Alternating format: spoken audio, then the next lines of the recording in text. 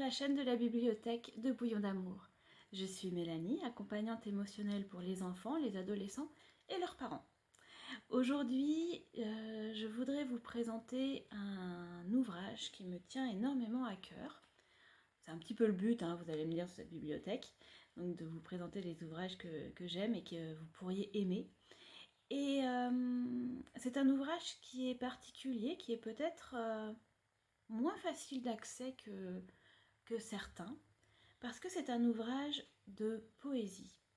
Et je trouve dommage que la poésie soit reléguée aujourd'hui au rang de récitation à apprendre par cœur à l'école, alors qu'il y a un vrai pouvoir poétique, en fait, dans ce genre de texte. Et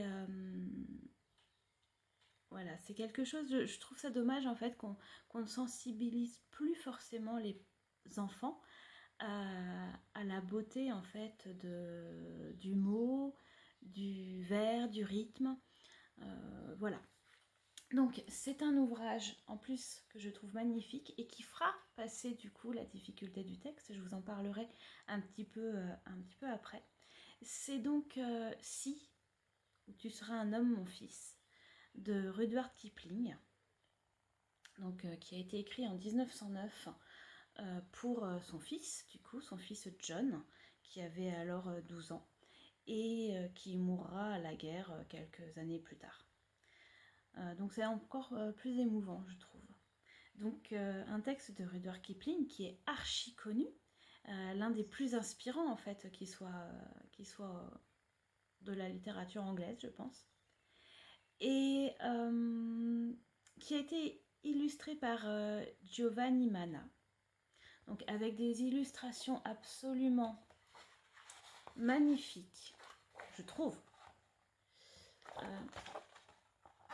Donc, et puis pas mal d'infos sur comment le texte a été écrit, pourquoi.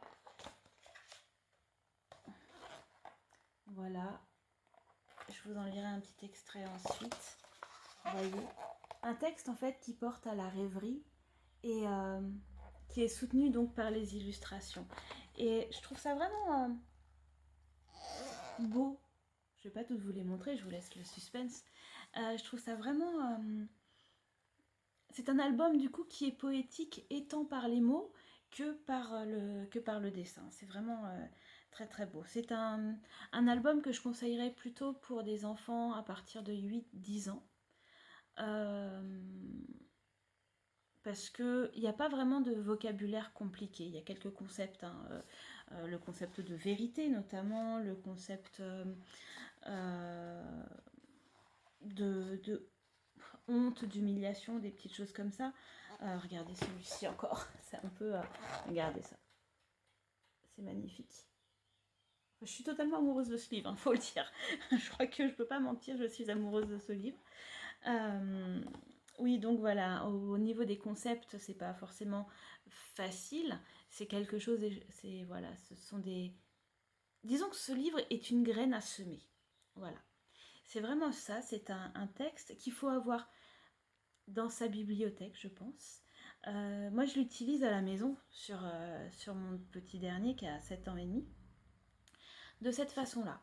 Je lui ai déjà lu plusieurs fois à voix haute. Pas forcément en entier.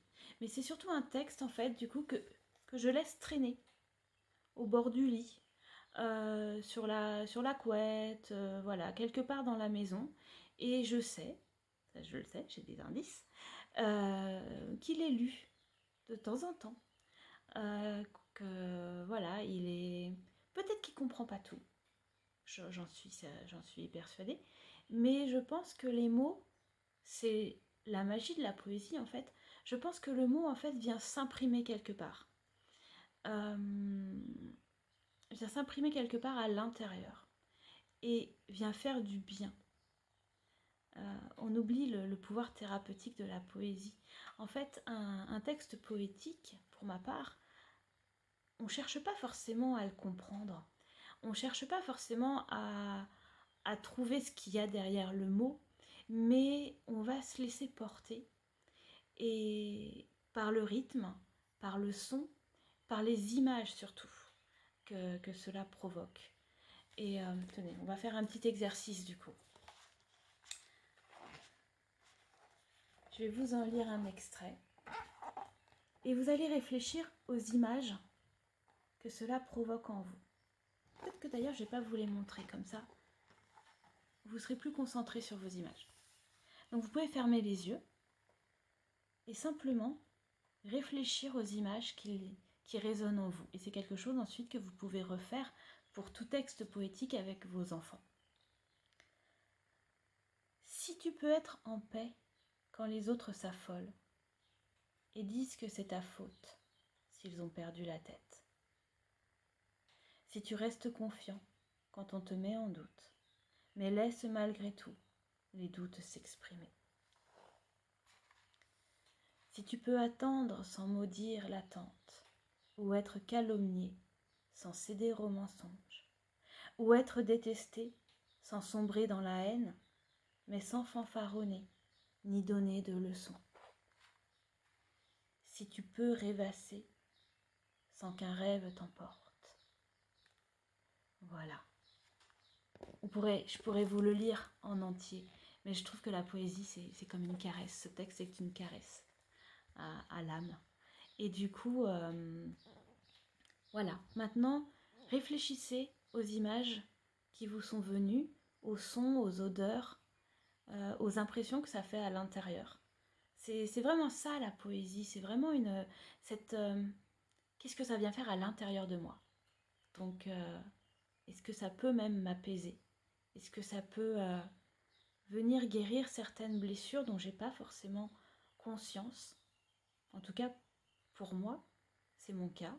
Et j'avoue que les jours où ça va pas forcément bien, j'adore prendre un recueil de poésie sur mes étagères, n'importe lequel, et l'ouvrir à n'importe quelle page et lire les mots. Et généralement, ça tombe très juste.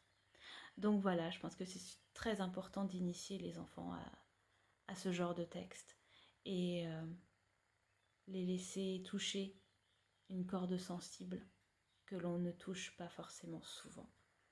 Voilà, donc je vous invite vraiment à lire ensemble, à laisser lire ce magnifique album « Si tu seras un homme, mon fils », qui s'adresse aussi aux petites filles, sans aucun problème, de Rudyard Kipling et illustré par Giovanni Manna aux éditions Plume de Carotte. Voilà, publié en 2018, Voilà, oui, 2018.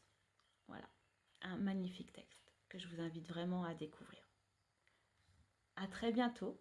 Et si vous avez aimé cette vidéo, n'hésitez pas à mettre un petit pouce et à vous abonner à ma chaîne ou à me suivre sur mon compte Instagram qui est @bouillon-d-amour.